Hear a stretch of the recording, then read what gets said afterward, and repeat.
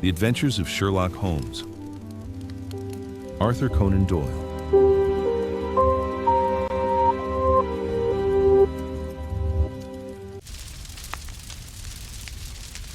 The Adventure of the Noble Bachelor.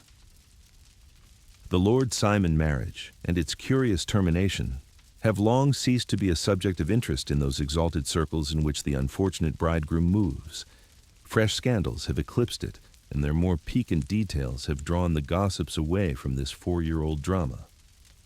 As I have reason to believe, however, that the full facts have never been revealed to the general public, and as my friend Sherlock Holmes had a considerable share in clearing the matter up, I feel that no memoir of him would be complete without some little sketch of this remarkable episode.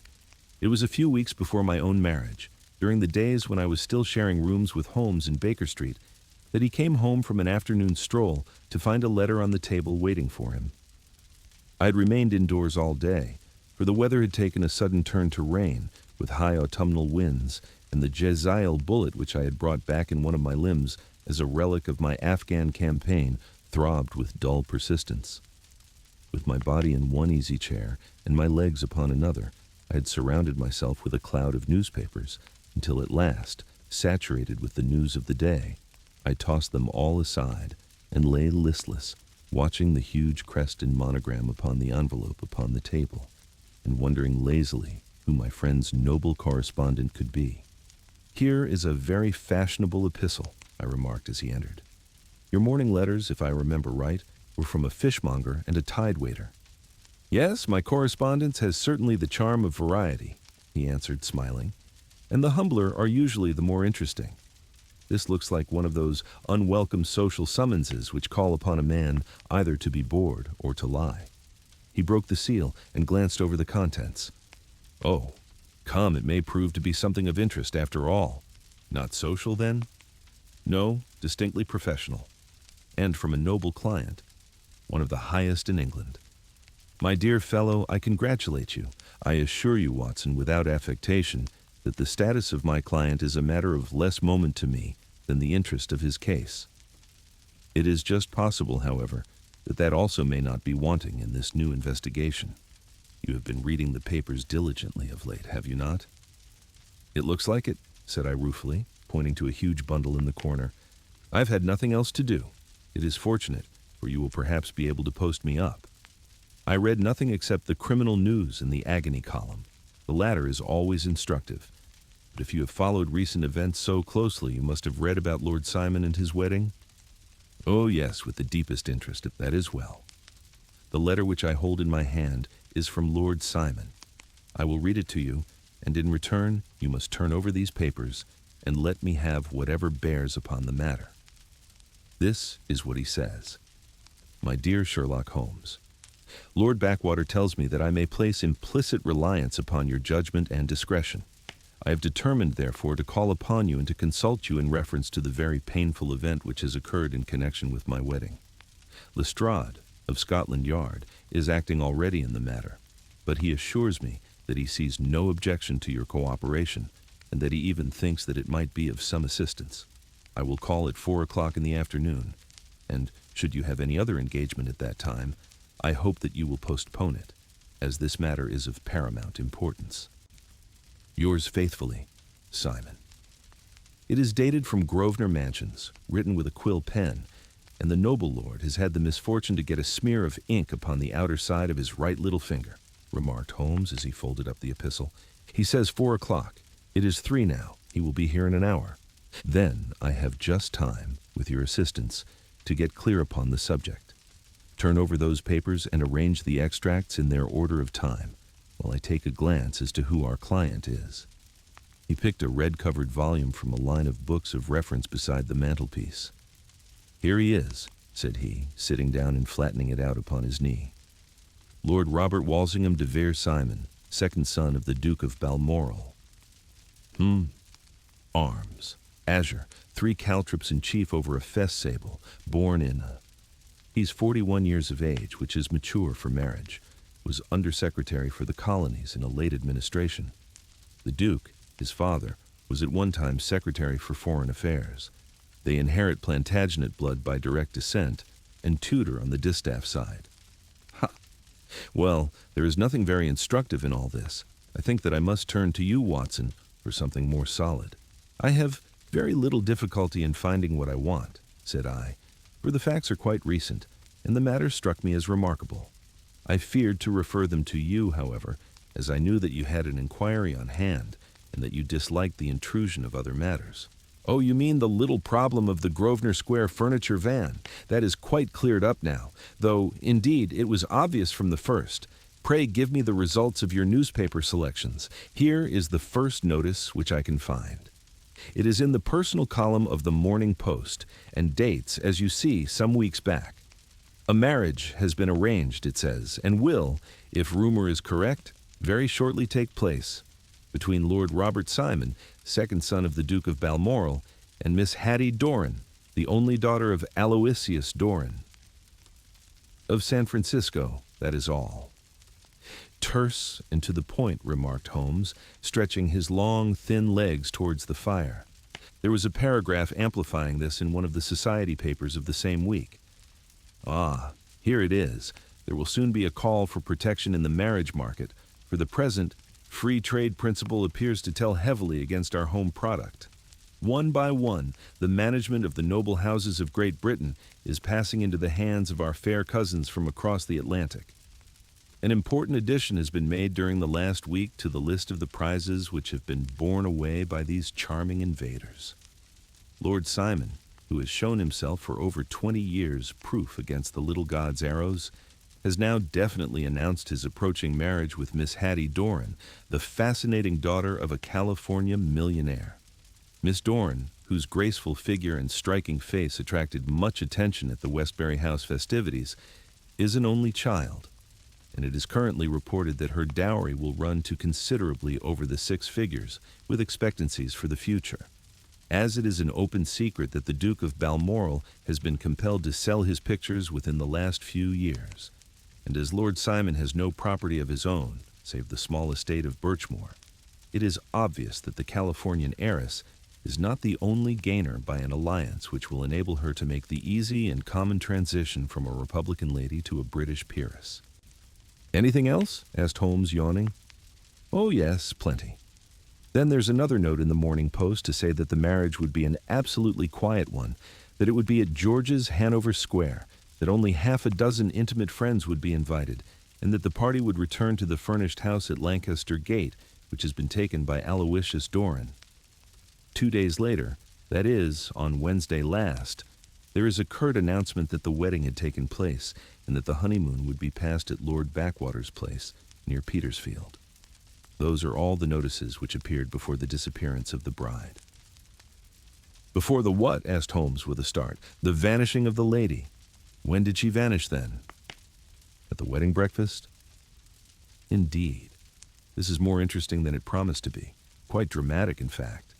"Yes, it struck me as being a little out of the common. They often vanish before the ceremony, and occasionally during the honeymoon, but I cannot call to mind anything quite so prompt as this. Pray let me have the details. I warn you that they are very incomplete. Perhaps we may make them less so. Such as they are set forth in a single article of a morning paper of yesterday, which I will read to you. It is headed, 'Singular Occurrence at a Fashionable Wedding. The family of Lord Robert Simon has been thrown into the greatest consternation by the strange and painful episodes which have taken place in connection with his wedding. The ceremony, as shortly announced in the papers of yesterday, occurred on the previous morning. But it is only now that it has been possible to confirm the strange rumors which have been so persistently floating about. In spite of the attempts of the friends to hush the matter up, so much public attention has now been drawn to it that no good purpose can be served by affecting to disregard what is a common subject for conversation. The ceremony, which was performed at George's, Hanover Square, was a very quiet one, no one being present save the father of the bride, Aloysius Doran, the Duchess of Balmoral, Lord Backwater, Lord Eustace, and Lady Clara Simon, the younger brother and sister of the bridegroom, and Lady Alicia Whittington. The whole party proceeded afterwards to the house of Aloysius Doran at Lancaster Gate, where breakfast had been prepared.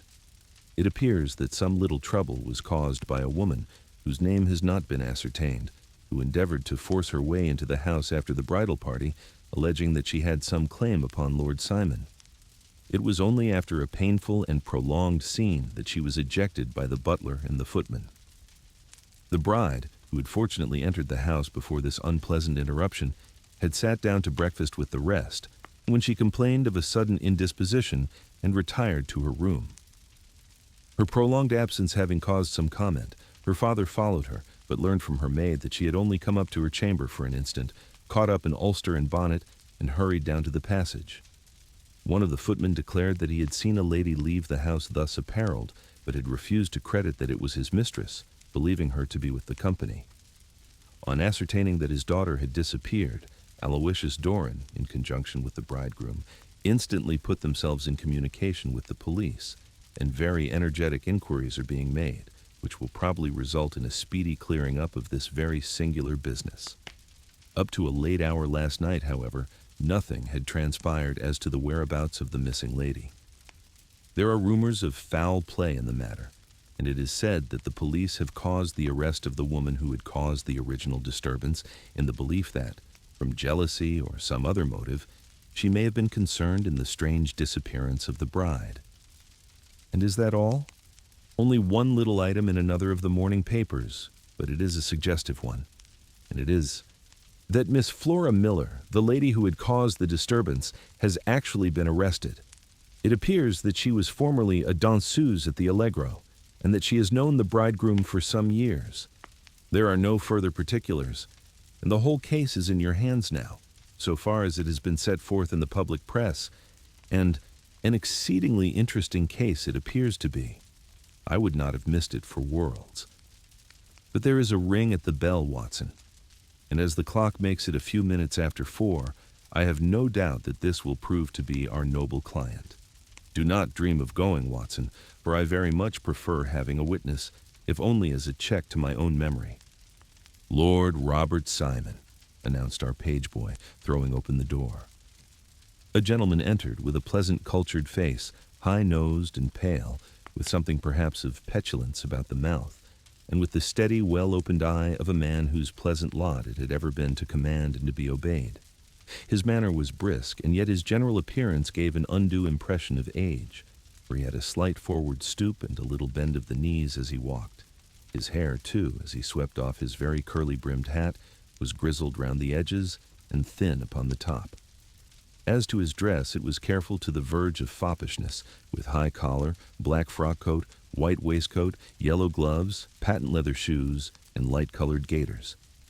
He advanced slowly into the room, turning his head from left to right, and swinging in his right hand the cord which held his golden eyeglasses. "Good day, Lord Simon," said Holmes, rising and bowing. "Pray take the basket chair. This is my friend and colleague, Watson. Draw up a little to the fire, and we will talk this matter over. A most painful matter to me, as you can most readily imagine, Holmes. I have been cut to the quick. I understand that you have already managed several delicate cases of this sort, sir, though I presume that they were hardly from the same class of society." "No, I am descending. I beg pardon. My last client of the sort was a king." "Oh, really? I had no idea. And which king?" "The King of Scandinavia." "What? Had he lost his wife?" "You can understand," said Holmes suavely, "that I extend to the affairs of my other clients the same secrecy which I promised to you in yours." "Of course. Very right. Very right. I'm sure I beg pardon. As to my own case, I am ready to give you any information which may assist you in forming an opinion." "Thank you. I have already learned all that is in the public prints, nothing more. I presume that I may take it as correct? This article, for example, as to the disappearance of the bride." Lord Simon glanced over it. "Yes, it is correct as far as it goes, but it needs a great deal of supplementing before anyone could offer an opinion. I think that I may arrive at my facts most directly by questioning you." "Pray do so. When did you first meet Miss Hattie Doran?" "In San Francisco a year ago." "You were traveling in the States?" "Yes." "Did you become engaged then?" "No, but you were on a friendly footing." I was amused by her society, and she could see that I was amused. "Her father is very rich?" "He is said to be the richest man on the Pacific slope." "And how did he make his money?" "In mining." He had nothing a few years ago. Then he struck gold, invested it, and came up by leaps and bounds. Now, what is your own impression as to the young ladies? Your wife's character?" The nobleman swung his glasses a little faster and stared down into the fire. "You see, Holmes," said he, "my wife was 20 before her father became a rich man. During that time she ran free in a mining camp and wandered through woods or mountains, so that her education has come from nature rather than from the schoolmaster. She is what we call in England a tomboy, with a strong nature, wild and free, unfettered by any sort of traditions. She is impetuous, volcanic, I was about to say. She is swift in making up her mind and fearless in carrying out her resolutions. On the other hand, I would not have given her the name which I have the honor to bear." He gave a little stately cough. "Had I not thought her to be at bottom a noble woman. I believe that she is capable of heroic self-sacrifice, and that anything dishonorable would be repugnant to her. Have you her photograph? I brought this with me." He opened a locket and showed us the full face of a very lovely woman. It was not a photograph, but an ivory miniature, and the artist had brought out the full effect of the lustrous black hair, the large dark eyes, and the exquisite mouth. Holmes gazed long and earnestly at it. Then he closed the locket and handed it back to Lord Simon. "The young lady came to London then, and you renewed your acquaintance?" "Yes, her father brought her over for this last London season. I met her several times, became engaged to her, and have now married her. She brought, I understand, a considerable dowry. A fair dowry, not more than is usual in my family. And this, of course, remains to you since the marriage is a fait accompli. I really have made no inquiries on the subject." "Very naturally not. Did you see Miss Doran on the day before the wedding?" "Yes." "Was she in good spirits?" "Never better. She kept talking of what we should do in our future lives." "Indeed? That's very interesting." "And on the morning of the wedding?" "She was as bright as possible, at least until after the ceremony." "And did you observe any change in her then?" "Well, to tell the truth, I saw then the first signs that I had ever seen that her temper was just a little sharp. The incident, however, was too trivial to relate and can have no possible bearing upon the case." "Pray let us have it for all that." "Oh, it is childish. She dropped her bouquet as we went toward the vestry. She was passing the front pew at the time, and it fell over into the pew. There was a moment's delay, but the gentleman in the pew handed it up to her again, and it did not appear to be the worse for the fall. Yet, when I spoke to her of the matter, she answered me abruptly, and in the carriage, on our way home, she seemed absurdly agitated over this trifling cause." "Indeed, you say that there was a gentleman in the pew. Some of the general public were present then?" "Oh, yes, it is impossible to exclude them when the church is open." "This gentleman was not one of your wife's friends?" No, I call him a gentleman by courtesy, but he was quite a common-looking person. I hardly noticed his appearance. But really I think that we are wandering rather far from the point. Lady Simon, then, returned from the wedding in a less cheerful frame of mind than she had gone to it. What did she do on re-entering her father's house?" "I saw her in conversation with her maid." "And who is her maid?" "Alice is her name. She is an American and came from California with her." "A confidential servant?" "A little too much so. It seemed to me that her mistress allowed her to take great liberties. Still, of course, in America they look upon these things in a different way." "How long did she speak to this Alice?" "Oh, a few minutes. I had something else to think of." "You did not overhear what they said?" "Lady Simon said something about jumping a claim. She was accustomed to use slang of the kind. I have no idea what she meant. American slang is very expressive sometimes. And what did your wife do when she finished speaking to her maid?" "She walked into the breakfast room." "On your arm?" "No, alone. She was very independent in little matters like that. Then, after we'd sat down for 10 minutes or so, she rose hurriedly, muttered some words of apology, and left the room. She never came back. But this maid, Alice, as I understand, deposes that she went to her room, covered her bride's dress with a long ulster, put on a bonnet, and went out." "Quite so. And she was afterwards seen walking into Hyde Park in company with Flora Miller, a woman who is now in custody. and who had already made a disturbance at Doran's house that morning. Ah, yes. I should like a few particulars as to this young lady, and your relations to her." Lord Simon shrugged his shoulders and raised his eyebrows. "We have been on a friendly footing for some years. I may say on a very friendly footing.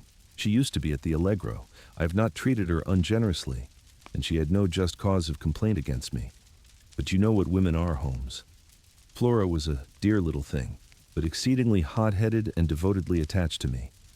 She wrote me dreadful letters when she heard that I was about to be married, and, to tell the truth, the reason why I had the marriage celebrated so quietly was that I feared lest there might be a scandal in the church. She came to Doran's door just after we returned, and she endeavored to push her way in, uttering very abusive expressions towards my wife, and even threatening her.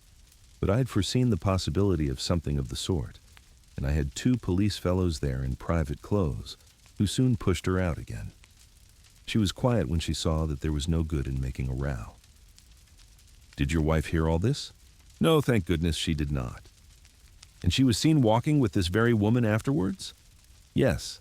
That is what Lestrade of Scotland Yard looks upon as so serious. It is thought that Flora decoyed my wife out and laid some terrible trap for her." "Well, it is a possible supposition." "You think so too?" "I did not say a probable one. But you do not yourself look upon this as likely. I do not think Flora would hurt a fly. Still, jealousy is a strange transformer of characters. Pray, what is your own theory as to what took place?" "Well, really, I came to seek a theory, not to propound one. I have given you all the facts. Since you ask me, however, I may say that it has occurred to me as possible that the excitement of this affair, the consciousness that she had made so immense a social stride, had the effect of causing some little nervous disturbance in my wife. In short, that she had become suddenly deranged. Well, really, when I consider that she has turned her back, I will not say upon me, but upon so much that many have aspired to without success, I can hardly explain it in any other fashion." "Well, certainly that is also a conceivable hypothesis," said Holmes, smiling. "And now, Lord Simon, I think that I have nearly all my data. May I ask whether you were seated at the breakfast table so that you could see out of the window?" "We could see the other side of the road in the park." "Quite so. Then I do not think that I need to detain you longer. I shall communicate with you, should you be fortunate enough to solve this problem," said our client, rising. "I have solved it. Eh? What was that?" "I say that I have solved it. Where, then, is my wife?" "That is a detail which I shall speedily supply." Lord Simon shook his head. "I am afraid that it will take wiser heads than yours or mine," he remarked, and bowing in a stately old-fashioned manner, he departed. "It is very good of Lord Simon to honor my head by putting it on a level with his own," said Sherlock Holmes, laughing. "I think that I shall have a whiskey and soda and a cigar after all this cross-questioning." I had formed my conclusions as to the case before our client came into the room. "My dear Holmes, I have notes of several similar cases, though none, as I remarked before, which were quite as prompt.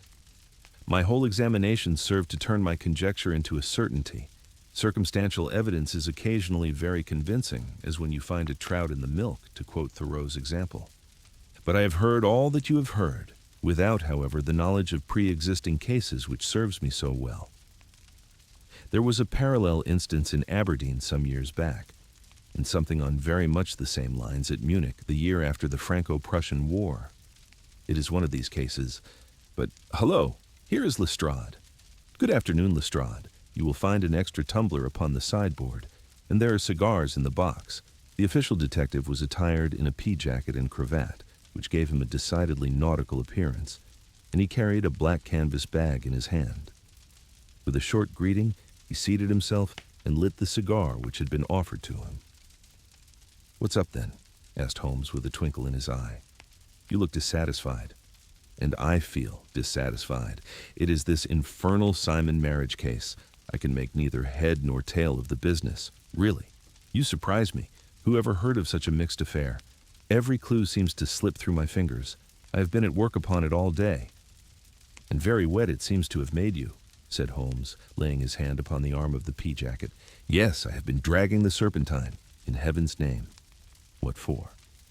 "In search of the body of Lady Simon." Sherlock Holmes leaned back in his chair and laughed heartily. "Have you dragged the basin of Trafalgar Square fountain?" he asked. "Why? What do you mean?" "Because you have just as good a chance of finding this lady in the one as in the other." Lestrade shot an angry glance at my companion. "I suppose you know all about it," he snarled. "Well, I have only just heard the facts, but my mind is made up." "Oh, indeed. Then you think that the Serpentine plays no part in the matter?" "I think it very unlikely." "Then perhaps you will kindly explain how it is that we found this in it." He opened his bag as he spoke and tumbled onto the floor, a wedding dress of watered silk, a pair of white satin shoes, and a bride's wreath and veil, all discolored and soaked in water. "There," said he, putting a new wedding ring upon the top of the pile. "There's a little nut for you to crack, Master Holmes." "Oh, indeed," said my friend, blowing blue rings into the air. "You dragged them from the Serpentine?" "No. They were found floating near the margin by a park keeper. They have been identified as her clothes, and it seemed to me that if the clothes were there, the body would not be far off.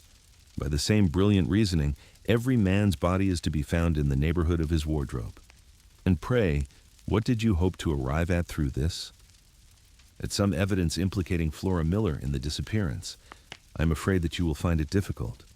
"Are you indeed now?" cried Lestrade with some bitterness.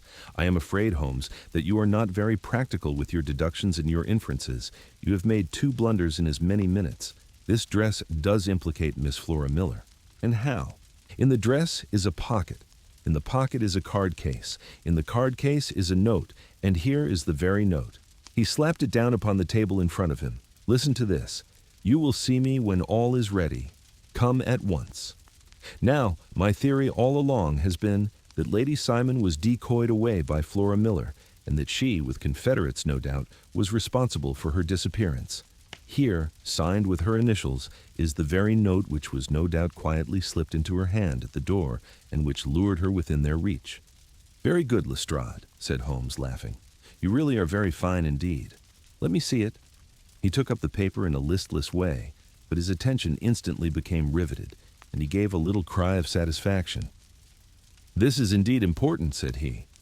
"Ha! You find it so?" "Extremely so. I congratulate you warmly." Lestrade rose in his triumph and bent his head to look. "Why," he shrieked, "you're looking at the wrong side. On the contrary, this is the right side." "The right side? You're mad. Here is the note written in pencil over here, and over here is what appears to be the fragment of a hotel bill, which interests me deeply. There's nothing in it." "I looked at it before," said Lestrade. "Fourth, rooms 8, breakfast 2-6, cocktail 1, lunch 2-6, glass sherry 8. I see nothing in that." "Very likely not. It is most important all the same. As to the note, it is important also, or at least the initials are, so I congratulate you again." "I've wasted time enough," said Lestrade, rising. "I believe in hard work and not in sitting by the fire spinning fine theories. Good day, Holmes, and we shall see which gets to the bottom of the matter first." He gathered up the garments, thrust them into the bag, and made for the door. "Just one hint to you, Lestrade," drawled Holmes before his rival vanished. "I will tell you the true solution of the matter. Lady Simon is a myth. There is not, and there never has been, any such person." Lestrade looked sadly at my companion. Then he turned to me, tapped his forehead 3 times, shook his head solemnly, and hurried away. He had hardly shut the door behind him when Holmes rose to put on his overcoat. "There is something in what the fellow says about outdoor work," he remarked. "So I think, Watson, that I must leave you to your papers for a little." It was after 5 o'clock when Sherlock Holmes left me, but I had no time to be lonely, for within an hour there arrived a confectioner's man with a very large flat box. This he unpacked with the help of a youth whom he had brought with him, and presently, to my very great astonishment, a quite Epicurean little cold supper began to be laid out upon our humble lodging-house mahogany. There were a couple of brace of cold woodcock, a pheasant, a pâté de foie gras pie with a group of ancient and cobwebby bottles. Having laid out all these luxuries, my 2 visitors vanished away, like the genii of the Arabian Nights, with no explanation save that the things had been paid for and were ordered to this address. Just before 9 o'clock, Sherlock Holmes stepped briskly into the room. His features were gravely set, but there was a light in his eye which made me think that he had not been disappointed in his conclusions. "They have laid the supper, then," he said, rubbing his hands. "You seem to expect company. They have laid for 5. "Yes, I fancy we may have some company dropping in," said he. "I am surprised that Lord Simon has not already arrived." "Ha! I fancy that I hear his step now upon the stairs." It was indeed our visitor of the afternoon who came bustling in, dangling his glasses more vigorously than ever, and with a very perturbed expression upon his aristocratic features. "My messenger reached you, then?" asked Holmes. "Yes, and I confess that the contents startled me beyond measure. Have you good authority for what you say?" "The best possible." Lord Simon sank into a chair and passed his hand over his forehead. "What will the Duke say," he murmured, "when he hears that one of the family has been subjected to such humiliation? It is the purest accident. I cannot allow that there is any humiliation. You look on these things from another standpoint." "I fail to see that anyone is to blame. I can hardly see how the lady could have acted otherwise, though her abrupt method of doing it was undoubtedly to be regretted. Having no mother, she had no one to advise her at such a crisis." "It was a slight, sir, a public slight," said Lord Simon, tapping his fingers upon the table. "You must make allowance for this poor girl, placed in so unprecedented a position." "I will make no allowance. I am very angry indeed, and I have been shamefully used." "I think that I heard a ring," said Holmes. "Yes, there are steps on the landing. If I cannot persuade you to take a lenient view of the matter, Lord Simon, I have brought an advocate here who may be more successful." He opened the door and ushered in a lady and gentleman. "Lord Simon," said he, "allow me to introduce you to and Frances Hay Moulton. The lady, I think, you have already met." At the sight of these newcomers, our client had sprung from his seat and stood very erect, with his eyes cast down and his hand thrust into the breast of his frock coat, a picture of offended dignity. The lady had taken a quick step forward and had held out her hand to him, but he still refused to raise his eyes. It was as well for his resolution, perhaps, for her pleading face was one which it was hard to resist. "You're angry, Robert," said she. "Well, I guess you have every cause to be. Pray make no apology to me," said Lord Simon bitterly. "Oh, yes, I know that I have treated you real bad and that I should have spoken to you before I went. But I was kind of rattled. And from the time when I saw Frank here again, I just didn't know what I was doing or saying. I only wonder I didn't fall down and do a faint right there before the altar. Perhaps, Moulton, you would like my friend and me to leave the room while you explain this matter?" "If I may give an opinion," remarked the strange gentleman, "we've had just a little too much secrecy over this business already. For my part, I should like all Europe and America to hear the rights of it." He was a small, wiry, sunburnt man, clean-shaven, with a sharp face and alert manner. "Then I'll tell our story right away," said the lady. "Frank here and I met in McQuire's camp near the Rockies, where Pa was working a claim. We were engaged to each other, Frank and I. But then one day, Father struck a rich pocket and made a pile, while poor Frank here had a claim that petered out and came to nothing. The richer Pa grew, the poorer was Frank. So at last, Pa wouldn't hear of our engagement lasting any longer, and he took me away to Frisco. Frank wouldn't throw up his hand, though, so he followed me there, and he saw me without Pa knowing anything about it. It would only have made him mad to know, so we just fixed it all up for ourselves. Frank said that he would go and make his pile too, and never come back to claim me until he had as much as Pa. So then I promised to wait for him to the end of time, and pledged myself not to marry anyone else while he lived. "Why shouldn't we be married right away then?" said he, "and then I will feel sure of you, and I won't claim to be your husband until I come back." Well, we talked it over, and he had fixed it all up so nicely with a clergyman all ready and waiting that we just did it right there. And then Frank went off to seek his fortune, and I went back to Pa. The next I heard of Frank was that he was in Montana, and then he went prospecting in Arizona, and then I heard of him from New Mexico. After that came a long newspaper story about how a miners' camp had been attacked by Apache Indians, and there was my Frank's name among the killed. I fainted dead away, and I was very sick for months after. Pa thought I had a decline and took me to half the doctors in Frisco. Not a word of news came for a year and more, so that I never doubted that Frank was really dead. Then Lord Simon came to Frisco, and we came to London, and a marriage was arranged, and Pa was very pleased, but I felt all the time that no man on this earth would ever take the place in my heart that had been given to my poor Frank. Still, if I had married Lord Simon, of course I'd have done my duty by him. We can't command our love, but we can our actions. I went to the altar with him with the intention to make him just as good a wife as it was in me to be. But you may imagine what I felt when, just as I came to the altar rails, I glanced back and saw Frank standing and looking at me out of the first pew. I thought it was his ghost at first. When I looked again, there he was still, with a kind of question in his eyes, as if to ask me whether I were glad or sorry to see him. I wonder I didn't drop. I know that everything was turning round, and the words of the clergyman were just like the buzz of a bee in my ear. I didn't know what to do. Should I stop the service and make a scene in the church? I glanced at him again, and he seemed to know what I was thinking, for he raised his finger to his lips to tell me to be still. Then I saw him scribble on a piece of paper, and I knew that he was writing me a note. As I passed his pew on the way out, I dropped my bouquet over to him, and he slipped the note into my hand when he returned me the flowers.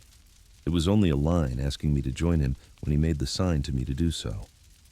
Of course, I never doubted for a moment that my first duty was now to him, and I determined to do just whatever he might direct. When I got back, I told my maid, who had known him in California and had always been his friend. I ordered her to say nothing, but to get a few things packed and my ulster ready.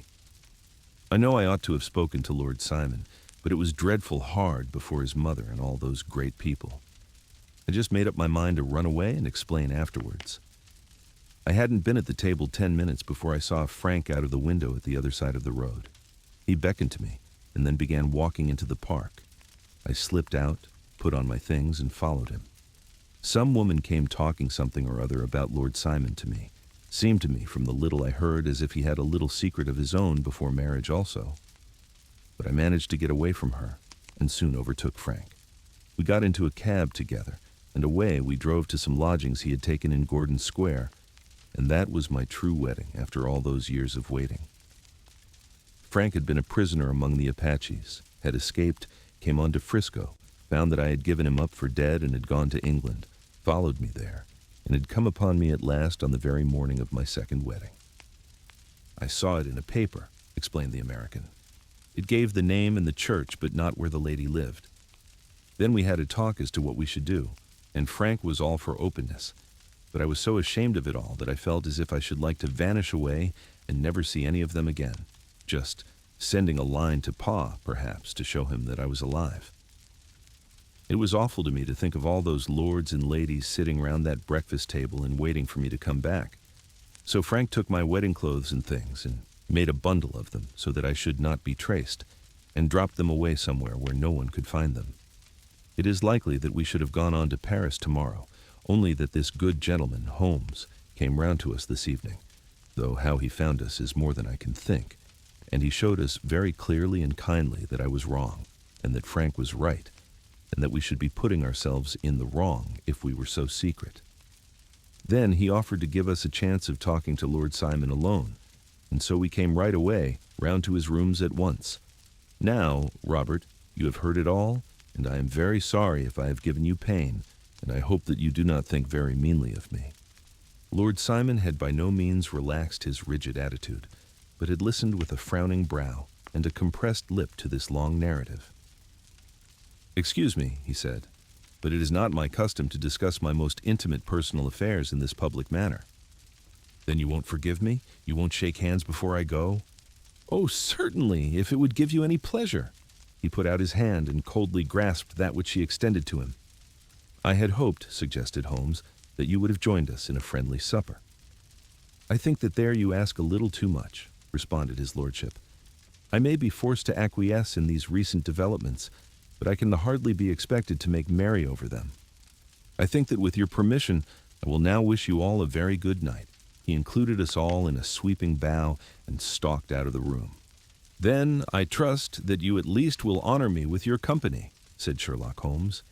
"It is always a joy to meet an American, Moulton, for I am one of those who believe that the folly of a monarch and the blundering of a minister in far-gone years will not prevent our children from being someday citizens of the same worldwide country under a flag which shall be a quartering of the Union Jack with the stars and stripes." "The case has been an interesting one," remarked Holmes when our visitors had left us, "because it serves to show very clearly how simple the explanation may be of an affair which at first sight seems to be almost inexplicable. Nothing could be more natural than the sequence of events as narrated by this lady, and nothing stranger than the result when viewed, for instance, by Lestrade of Scotland Yard." "You were not yourself at fault at all, then?" "From the first, two facts were very obvious to me. The one that the lady had been quite willing to undergo the wedding ceremony, the other that she had repented of it within a few minutes of returning home. Obviously, something had occurred during the morning then to cause her to change her mind. What could that something be? She could not have spoken to anyone when she was out, for she had been in the company of the bridegroom. Had she seen someone then? If she had, it must be someone from America, because she had spent so short a time in this country that she could hardly have allowed anyone to acquire so deep an influence over her that the mere sight of him would induce her to change her plans so completely. You see, we have already arrived by a process of exclusion at the idea that she might have seen an American. Then who could this American be, and why should he possess so much influence over her? It might be a lover. It might be a husband. Her young womanhood had, I knew, been spent in rough scenes and under strange conditions. So far I had got before I ever heard Lord Simon's narrative, when he told us of a man in a pew, of the change in the bride's manner, of so transparent a device for obtaining a note as the dropping of a bouquet, of her resort to her confidential maid, and of her very significant allusion to claim-jumping, which in miners' parlance means taking possession of that which another person has a prior claim to. The whole situation became absolutely clear. She had gone off with a man, and the man was either a lover or was a previous husband, the chances being in favor of the latter. And how in the world did you find them? It might have been difficult, but friend Lestrade held information in his hands, the value of which he did not himself know. The initials were, of course, of the highest importance, but more valuable still was it to know that within a week he had settled his bill at one of the most select London hotels. How did you deduce the select? By the select prices. 8 shillings for a bed and 8 pence for a glass of sherry pointed to one of the most expensive hotels. There are not many in London which charge at that rate. In the second one, which I visited in Northumberland Avenue, I learned by an inspection of the book that Francis H. Moulton, an American gentleman, had left only the day before, and on looking over the entries against him, I came upon the very items which I had seen in the duplicate bill. His letters were to be forwarded to 226 Gordon Square. So thither I traveled, and being fortunate enough to find the loving couple at home, I ventured to give them some paternal advice, and to point out to them that it would be better in every way that they should make their position a little clearer, both to the general public and to Lord Simon in particular. I invited them to meet him here, and as you see, I made him keep the appointment, but with no very good result, I remarked. His conduct was certainly not very gracious. "Ah, Watson," said Holmes, smiling, "perhaps you would not be very gracious either, if, after all the trouble of wooing and wedding, you found yourself deprived in an instant of wife and of fortune. I think that we may judge Lord Simon very mercifully, and thank our stars that we are never likely to find ourselves in the same position. Draw your chair up and hand me my violin, for the only problem we have still to solve is how to while away these bleak autumnal evenings."